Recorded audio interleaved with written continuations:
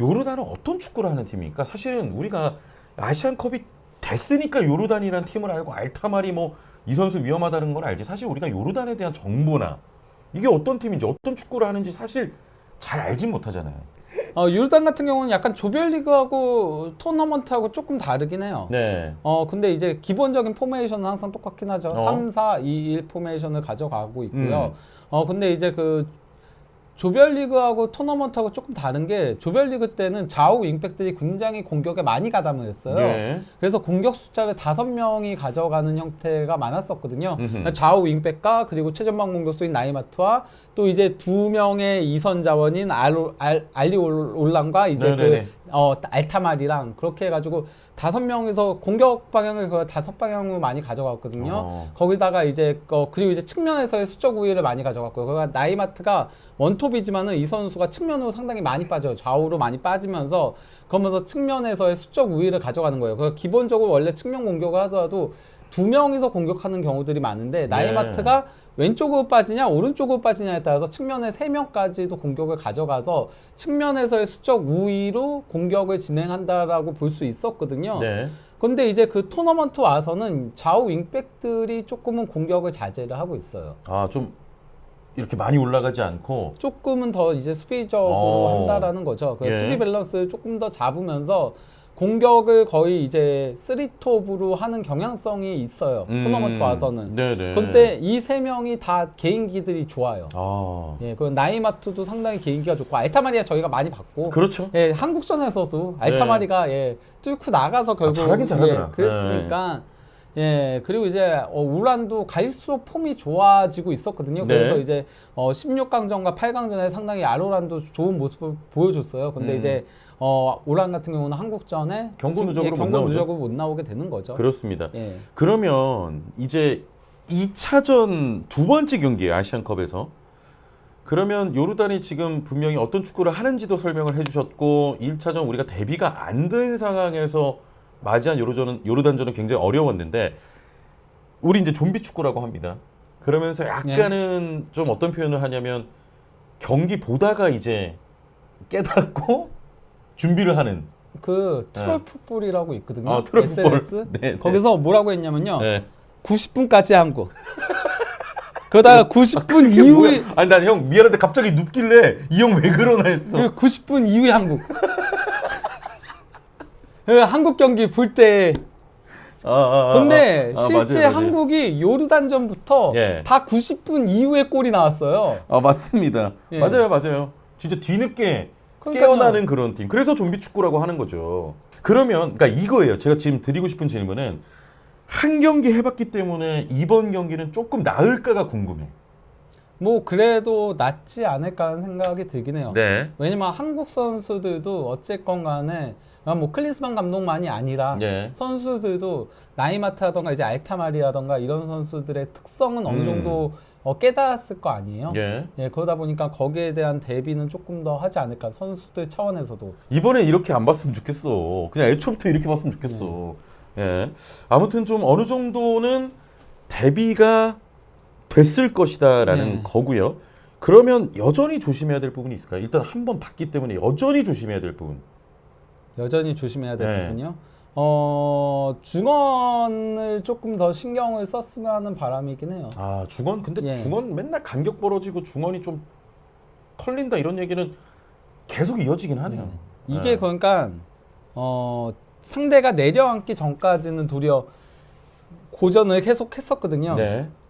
사우디아라비아전도 한국이 사실 후반전에는 슈팅이 없다가 마지막에 골 넣어서 그렇게 갔던 거였고 그리고 80분 이후부터 슈팅이 나온 거잖아요. 그렇죠. 한국이. 사우디전도 그렇죠. 80분까지는 정말 무기력한 경기였고요. 호주전은 사실 추가 시간 골 나오기 전까지는 난 사실 패색이 짙었다니까. 슈팅 2번이었는데 전반전은 슈팅이 없었고 진짜로. 그거 자체가 사실은 정상적인 경기가 아니거든요. 그러니까 상대가 조금 지치고 우리가 그리고 확실히 그건 있는 것 같아요. 한국이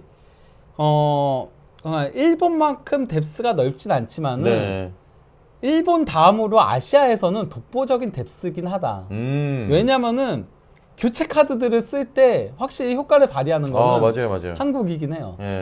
그러면 형님이 지금 교체 카드가 어느 정도 성공하는 건 한국이다. 그래서 뎁스가 일본 다음에는 뭐 진짜 좋다 이렇게 말씀하셨는데 클린스만 감독의 좀비 축구를 두고 하나의 문제는 준비가 너무 없고 하다가 교체를 통해서 이제 잘해진다는 건데 용병술은 좀 인정하세요?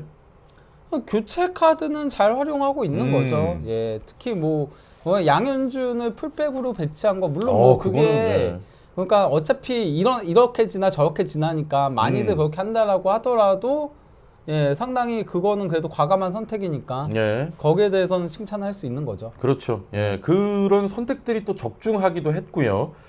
자, 이렇게 지금 지난 어떤 전 진짜 양현준 쓴 게 정말 더 놀라웠던 게 뭐냐면요. 어. 이번 대회 한 번도 안 썼거든요. 맞아요. 갑자기 나왔어요. 예, 그러니까요. 그 순간에 써가지고 더 놀랬어요. 아, 그거는 진짜 적중을 하면서 어찌됐건 양현준 선수가 균형을 일으키긴 했는데 아까 전에 이제 뭐 달수형도 그랬지만 양현준 선수를 조금 과감하게 활용해 볼 필요가 있다라는 얘기도 하셨거든요. 어떻게 보세요?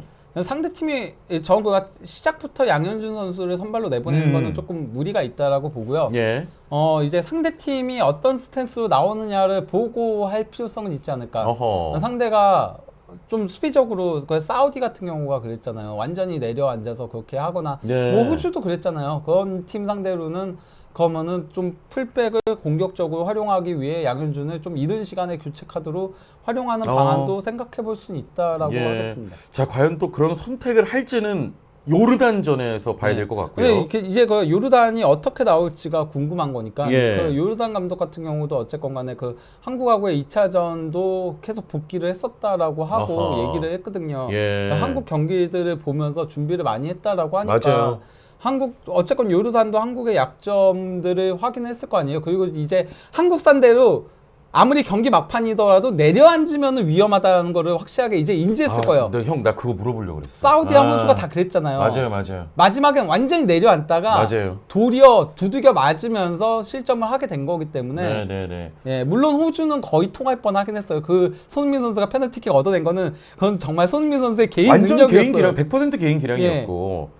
자, 그러면 이제 어차피 이 요르단 감독의 이야기를 꺼냈으니까 조금 전에 이제 요르단 감독도 공식 기자회견을 가졌는데 요르단의 아모타 감독입니다. 아모타 감독이 한국과 첫 경기에서 실수를 되돌아봤다. 한국은 아시아에서 최고의 팀이다. 뭐 우리는 맞설 준비가 돼 있다라고 하면서 어떤 얘기를 했냐면 조별리그 때와는 다르게 멘탈적으로, 기술적으로, 전술적으로 달라졌다. 한국을 평가한 겁니다. 경기를 컨트롤하고 있다 평가하면서 한국은 사우디 그리고 호주전에서 실수했다. 그 부분을 공략할 것이다.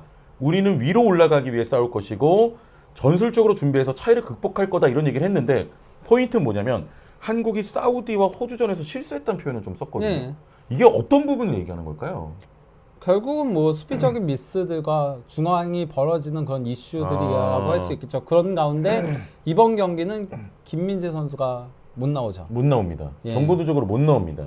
그러면은 더 그쪽에서의 문제가 발생할 가능성이 있죠. 그러니까 요르단이 한국 상대로 강하게 나오는 게 저는 요르단 입장에선 낫다라고 생각을 해요. 강하게 맞부딪히는 거. 예, 약간은 그럼 좀 올라올까요? 그러니까 뭐 어느 정도 수비 숫자 두더라도 강하게 압박하면서 부딪히는 게 필요하지 않을까. 네. 요르단 입장에서는 그렇죠. 예, 그냥 한국 입장에서는 안 그래 주는 게 좋은 거고. 네네.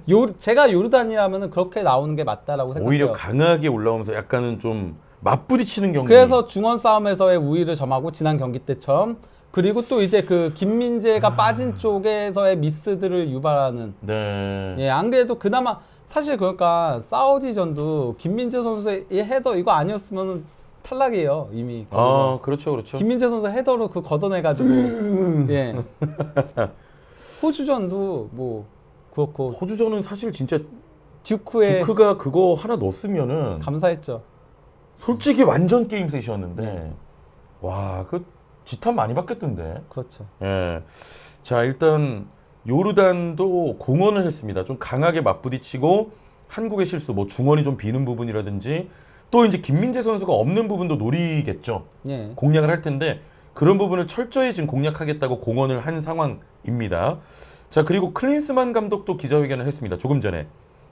조별리그 2차전 맞대결이 좋은 자료다. 상대는 수비가 좋지만 우리는 공격을 살리는 것이 중요하다. 그러면서 아르헨티나 그런 예시도 좀 들었어요. 사우디에 지면서 아르헨티나가 월드컵에서 긴장감이 높아졌다. 대회 초반부터 분위기를 가져오는 것은 힘들지만 우리는 지금 자신감이 생겼다라고 했고요. 이런 질문도 들어왔습니다. 카타르와 이란 중에 결승에서 어떤 팀 만나고 싶냐라고 물어보니까 클린스만 감독이 결승전에 대해서는 생각하지 않는 게 맞다. 맞죠. 예, 일단 카타르와의 경기 최선을 다해서 좋은 결과를 얻겠다면서 요르단전만 보겠다 이렇게 얘기를 했는데 공격적인 축구를 아무래도 당연히 해야 됩니다. 상대가 네. 요르단이기 때문에. 아니 그리고 한국이 여태까지 어쨌건 간에 올라온 거는 공격의 힘이 크죠. 실점을 또 많이 했어요. 그렇죠. 대한민국 대표팀이. 실점 많이 했죠. 예. 득점은 그래도 어쨌건 간에 일본 다음으로 많은 게 한국이니까 한 네. 골 차고 둘이 거기다가 뭐 유효 슈팅이라던가 뭐 그리고 전체 슈팅 같은 것들 지표들은 한국이 가장 좋아요. 일본보다도 좋거든요. 네. 근데 이제 한국 같은 경우는 조금 빅찬스들을 많이 놓친 부분들이 있죠. 네. 거기에 있어서는 물론 뭐 선수 한 명을 탓하려고 하는 건 아니고 조규성 선수가 어쨌건 간에 빅찬스 미스가 조금 많기 때문에 아하. 기록적인 부분에서 예. 그래서 그런 거는 있긴 하죠. 네. 예. 그 이강인 선수가 뭐 찬스 메이킹이라든지 빅 찬스 메이킹 창출 이런 게 뭐 일인데 네. 거기서 이제 도움이 조금 없다 보니까 네, 그렇죠. 이게 확실히 이제 방점을 찍어주지 못했기 때문에 나온 또 결과일 수도 있겠습니다. 네. 그러면 지금 이제 뭐 조규성 선수 이야기도 잠깐 하셨고 하지만 공격적인 축구를 당연히 해야 되고 클린스만 감독이 공격적으로 나서겠다라고 했는데 공격 라인은 어떻게 나오는 게 좋을까요? 요르단을 상대로. 일단 우리가 그 요르단전을 봤으니까. 저는 그냥 4-3-3을 쓰거나 아니면 4-2-3-1을 썼으면 좋겠거든요. 네네네. 예, 그러니까 손흥민 선수를 원톱에 활용을 하거나 아니면은 측면에 활용하면서 황희찬 선수를 원톱에 활용을 하거나 네. 좀 그런 식으로 가져갔으면 좋겠고 저는 이강인 선수를 이번 경기는 측면이 아닌 중앙에 써보는 게 어떨까라는 생각도 좀 해봐요. 아, 그거 형님 말씀 좀 하셨었죠. 예, 그러니까요. 예, 그걸 박 의원님하고 했던 그 후토크 형식에서 얘기를 했던 거였는데 네. 왜냐면 상대가 어쨌건 간에 지난 경기에서도 이강인 선수를 여기는 그냥 측면 위주로 한다고 했잖아요, 요르단이. 아, 그렇죠. 그래서 이제 측면의 수적 우위를 가져가는 팀이긴 하거든요. 네. 그거에도 이제 이강인 선수가 조금은 집중 견제를 당한 건데 이강인 선수를 조금 이 경기는 중앙 쪽으로 끌고 오는 게 어떨까라는 생각이 들긴 해요. 그러면서 이강인 선수가 뭐 요새는 수비력도 많이 그러니까 4-3-3에서도 뛰잖아요. 파리 생제르맹에서도 메짤라 뛰잖아요. 그렇죠. 그렇죠. 그러니까 이강인 선수를 중앙에다 조금 활용을 하는 건 어떨까? 파리 생제르맹에서처럼 예. 파리에서는 측면보다도 중앙에서 더 많이 뛰긴 했으니까. 그렇죠. 예. 근데 그럴 가능성은 없어 보이죠. 예. 없어 보이죠. 예. 그냥 제 그 개인적인 희망. 희망사항인 바라는 거죠. 점이고 그러면 또다시 조규성 손흥민 투톱으로 좀 나올 가능성이 높다고 보십니까? 아니면 그래도 한 경기 치러봤으니까 변화를 좀 가져올 가능성도 있겠죠? 어떻게 될 것 같아요? 예측 불가입니다. 예. 그때 이제 백스리 쓰는 거 보고 사실 깜짝 놀라기도 네, 했었고. 그렇죠. 백스리 쓰는 거 보고 놀랐는데, 네. 근데 백스리는 안 쓸 거예요. 제가 봤을 때. 네, 그런 변화를 가져올 예. 것 같지는 않습니다. 왜냐면은 요르단도 기본적으로는 원톱을 쓰니까 그러니까 그 3톱인데 사실상 거기가 최전방 스트라이커는 한 명 세우니까. 네, 그렇죠. 사우디는 투톱, 그러니까 최전방 공격수를 2명 세우는 팀이니까. 그러니까 이제 3명을 갖다 놓은 거고. 예. 예. 근데 그러니까 최전방 공격수를 한 명 세우는 팀 상대로 3백은 숫자 낭비예요. 숫자 낭비죠, 숫자 낭비. 센터백 숫자 낭비이기 때문에 숫자 낭비. 항상 그 센터백 숫자는 상대 최전방 공격수의 한 명을 더 여유로 가져가는 게 기본 원칙이거든요. 그렇죠. 예. 예. 자, 일단 뭐 3백을 가져가진 않을 것 같고 클린스만 감독은 근데 경기 전에 뭐 3백도 가능성이 있다 뭐 이렇게 얘기했는데 그거는 사실 진짜 형님 말씀대로 좀 숫자 낭비 같고요. 지금 우리의 우려사항은 가장 큰 우려사항은 김민재 선수의 부재입니다. 뭐 결과가 잘 끝나면 김민재 선수가 한 경기 쉬고 뭐 결승에 간다는 전제 조건이 있으면 이보다 더할 나위 없긴 하지만 그래도 우리가 알타말이라는 선수도 봤고 요르단의 공격진이 그래도 무디진 않다는 걸 봤을 때 김민재 선수의 부재는 좀 어떻게 다가올까요? 우리 대표팀에. 상당히 크게 작용을 하긴 하겠죠. 예. 특히나 이제 그 지난 요르단전도 사실 알타마리한테는 상당히 많이 당했어요. 근데 이제 김민재 선수가 김민재 선수 앞에서만큼은 알타마리가 작아졌거든요. 아니 아예 못하던데 김민재 그러니까요. 선수한테는. 다 뚫고 가다가 네. 그러니까 왼쪽 측면을 뚫고 가다가 김민재한테 결국 막혔거든요. 맞아요. 예, 그런 장면들이 있었는데 근데 이제 김영건 선수 같은 경우는 굉장히 좋은 선수죠. 빌드업 잘하고 지난 그 호주전에도 김영건이 가장 많은 패스를 뿌려주고 그 찔러주는 패스. 그러니까요, 예술이었는데 예. 김영건 선수도 이제 나이가 들었기 때문에 운동 능력은 떨어졌거든요. 네네. 근데 이제 알타마리를 막으려면 운동 능력이 굉장히 중요한 거기 때문에 예, 그 부분에 있어서는 조금은 문제가 발생할 소지는 있긴 합니다. 네. 그렇기 때문에 2대1 수비를 좀 잘해야 되지 않을까라는 생각이 들어요. 2대1 수비, 협력 수비. 예, 그렇죠. 예. 그러니까 뭐 설영우 선수도 상당히 조금은 수비 가담을 해줘야 되지 않을까. 예. 그러니까 1대1을 놓으면 좀 위험할 수 있다. 예.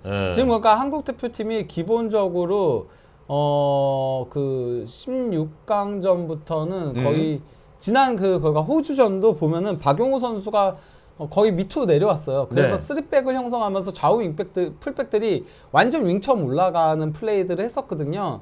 근데 이제 그 요르단 상대로는 그렇게 했다가는 측면이 조금 뚫릴 위험성이 있다는 거죠. 예. 예. 그렇기 때문에 그 부분에 있어서는 조금은 조정이 필요하지 않나라는 생각이 들긴 합니다. 그렇습니다. 이것도 형님의 뭐 희망이고 바람인데 지금 뭐 많은 예상들이 있어요. 박진섭 선수를 센터백에 쓰는 이런 방법도 있을 거고, 그리고 김영건, 뭐 정승현 조합도 있을 건데 요 수비 라인 부버주 형님이 생각할 때 알타마리 그리고 공격진이 조금 나은 요르단을 상대로 김민재가 빠진 상황에서 수비 라인 어떻게 좀 이렇게 가는 게 좋다. 어떤 게 있습니까? 그거 뭐 클린스만 감독은 일단 그냥 정승현으로 갈 거라고 생각해요. 정승원, 김영건 조합. 예, 왜냐면 예. 그동안 발을 맞춘 조합이기도 하니까요.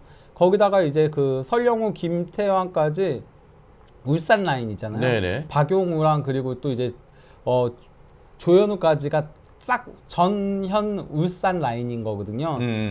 이게 아무래도 조직력적인 부분에서는 그래도 발 맞출 그런 것들을 고려를 하면은 네. 아마 이쪽으로 나올 거라고 보이긴 하죠, 개인적으로는. 근데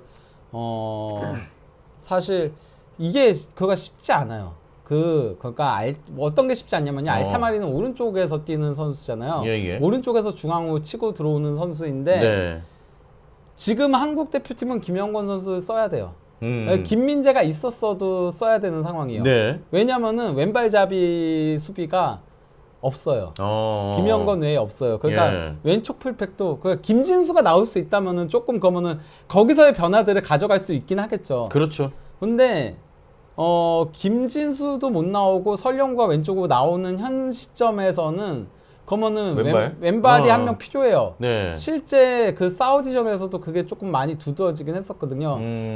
왼쪽으로 갈 때 설영우가 기본적으로 오른발잡이니까 받을 때 이렇게 받아요. 좀 이렇게 접죠. 그리고 받을 때 동작 자체도 이렇게 받아요. 그러니까 이제 공격이 약간 조금 이제 멈추는 경향도 있었고, 그렇죠. 공격 진영에서. 그러니까 그 공격하는 쪽을 보면서 받아야 되는데 그렇죠. 이게 오른발잡이다 보니까 예. 어쩔 수 없이 수비 쪽으로 몸을 돌린 상태에서 받게 돼요. 예. 그렇게 되는 상황들이 있기 때문에 최소한 센터백 한 명이라도 왼발로 이제 빌드업을 해주는 게 중요한 거거든요. 예. 예. 그래서 이제 김영건, 이제 정승현 조합으로 나올 확률도 있고, 그렇게 나오는 게 좋다 이런 얘기네요. 아니면 뭐 그 오른쪽 센터백을 다른 선수들을 쓸 수는 있긴 하죠. 뭐 그렇죠. 박진섭이라던가 뭐 김진수라던가 뭐 세울 수 있죠. 그 왼발 센터백은 뭐 김주성도 있긴 하죠.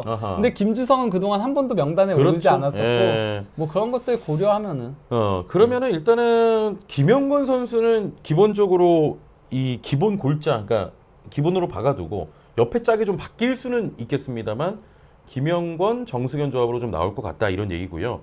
요것도 좀 궁금해요. 어찌됐건 요르단이 조금 강하게 맞붙겠다, 위로 올라갈 것이다 이렇게 감독이 직접 공식 기자회견에서 얘기했는데 뒤를 좀 공략할 수 있는 기회가 좀 있을까요? 아니면 기본적인 수비를 워낙 갖춰놓기 때문에 그것도 좀 어려우려나? 어떻게 경기 양상이 좀 어떻게 예상되세요? 근데 그러니까 요르단이 만약에 올라와 준다면은 우리는 그 뒤를 공략할 방법이 더 많긴 하죠. 더 많죠. 네, 가능성은 훨씬 높아지기 때문에. 근데 그 정도까지 이렇게 올라오진 않겠죠. 왜냐하면 이제 우리 공격진의 강함을 알기 때문에. 저는 그리고 요르단이 아예 전술을 바꿔서 나올 수도 있다라고 생각해요. 왜냐면은 알리올란이 못 나오잖아요. 못 나와요. 예, 그러면은 미드필더를 3명으로 늘리는 3-5-2로 나올 가능성도 있다라고 생각해요. 아, 아예 전술을 바꿔서. 나이마트랑 알타마리 투톱으로. 아. 그래서 이 둘이 어차피 둘 다 측면으로 많이 빠지니까. 예. 아, 뭐 그렇게 될 수도 봐야지 뭐 이거는. 그렇죠. 뭐. 이건 봐야죠. 이건 봐야죠. 예, 예. 이건 봐야 되는데 그러니까 그냥 알리올란이 있었으면은 그냥 그대로 나왔을 거예요. 네. 요르단은. 왜냐면 이게 잘 구동됐었잖아요. 그렇죠. 그래서 4강까지 온 거니까. 예, 그리고 3명이서 공격해도 충분히 됐었기 때문에 그런데 네. 알리올란이 못 나오기 때문에 음. 그러면은 조금은 변칙을 가져갈 수 있지 않을까. 거기다가 이제 한국이 중원에서 조금 고전하는 모습들을 봤기 때문에 네. 그러면은 감독이 그런 얘기까지 했으니까 그래서 3-5-2로 나올 가능성도 배제할 수 없지 않을까라는. 그렇게 되면 대신 윙백들이 토너먼트 와서는 조금 공격을 자제했다라고 했잖아요. 네네네. 근데 이 윙백들이 원래 공격력이 좋은 선수들이거든요. 아하, 예. 그러면 윙백들이 조금 더 공격에 가세를 하겠죠. 네네네. 아, 일단 요거는 과연 요르단도 어떻게 나올지 좀 궁금하긴 합니다만 4강까지 왔고 요르단하고 한번 붙어본 또 전적은 있지만 그래도 그 내심 마음속에는 그래도 요르단인데라는 마음도 좀 있긴 하거든요. 어때요? 어려운 경기 될까요? 그냥 토너먼트 4강까지 딱 맞붙었는데. 저는 근데 네. 아무리 봐도 이번 우리나라 대표팀이 포르투갈 자꾸 연상돼가지고 그 어렵게 유로. 예, 유로 2016대 포르투갈 연상돼가지고 예. 이번 경기 의외로 쉽게 2대0 정도로 이기고 올라가지 않을까라는 생각도 들어요. 오히려 조금 아니면 3대1 정도로 오히려 조금 쉽게 누르고. 그러지 않을까. 느낌이 그래요, 느낌이. 저도 약간 그런 느낌이 있습니다. 예. 많이 이제 유로 포르투갈 얘기를 많이 하시더라고요. 그때랑 진짜 비슷해요. 그러니까 뭐 네. 클린스만 감독은 아르헨티나 얘기했는데 아르헨티나는 1차전 망치고 그리고 2차전 전반전 고전하다가 네. 후반전부터 나아지기 시작해가지고는 정상 궤도에 올라선 팀이에요. 그래서 아르헨티나랑 비교할 건 아니라고 보고요. 네. 예, 그때 포르투갈이 이제 조별리그에서도 3무로 와이드 카드로 이제 올라와가지고 16강에서 맞아. 크로아티아 상대로 네. 연장 접전 끝에 1대0으로 승리해서 올라갔고요. 네. 그리고 이제 8강전에서 폴란드 상대로 승부차기 끝에 올라갔고요. 진짜 힘들어서 3위로 올라가가지고. 예. 그 이제 웨일즈한테 2대0으로 승리하면서 결승에 올라갔었거든요. 그렇게만 되면 좋겠다. 그리고 한 번 만났던 팀이어서 그렇죠. 예, 어느 정도 좀 이제 알고. 만났던 팀이어서 이번에는 왠지 그러지 않을까. 전 그러니까 사실 사우디, 호주 다 힘들 거라고 얘기했었거든요. 저 같은 경우는 여기서 힘들 거라고 그렇게 얘기했었잖아요. 예, 네. 근데 그럴 것 같아요. 네. 진짜 그렇게 됐으면 좋겠고 왜냐면 두 경기가 너무 진짜 혈투였고 사실은 중계하는 입장에서도 굉장히 힘들었던 경기였기 때문에 4강전 요르단전은 조금 더 전술이 없는 듯 되겠냐 이런 얘기도 하시지만 뭐 이제 각자의 다 의견이니까요. 아무튼 좀 쉽게 갔으면 좋겠다 이런 얘기고.